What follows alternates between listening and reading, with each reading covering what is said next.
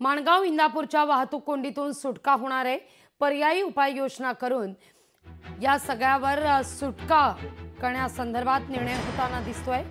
4 नवीन डायव्हर्जनसाठी राज्य सरकारच्या हालचाली सुरू झाल्या आहेत। मुंबई गोवा महामार्गावरील माणगाव आणि इंदापूर इथली वाहतूक कोंडी आणि ही वाहतूक कोंडी नेहमीच कोकणवासियांकरता डोकेदुखी ठरत असते। यातून कोकणवासियांची लवकरच सुटका होणार आहे। पर्यायी उपाययोजना करून प्रवाशांना दिलासा देण्याच्या हालचाली राज्य सरकारकडून सुरू झाल्या आहेत। इंदापूरच्या बायपासचं काम आहे, याची सुद्धा त्यांनी सुरुवात केलेली आहे, तर त्यालाही गती देण्याचं काम होईल। त्याला साधारण 1.5 ते 2 वर्ष लागतील।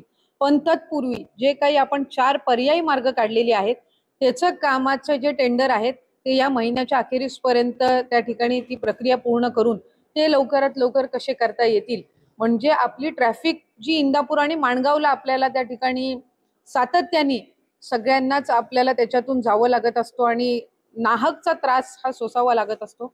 तर पुढच्या 1.5-2 वर्षाच्या कालावधीपर्यंत बायपासचं काम होईपर्यंत हे पर्यायी मार्ग आपल्याला उपलब्ध होतील। लोकशाही मराठी ऐका, पहा, जागरूक रहा।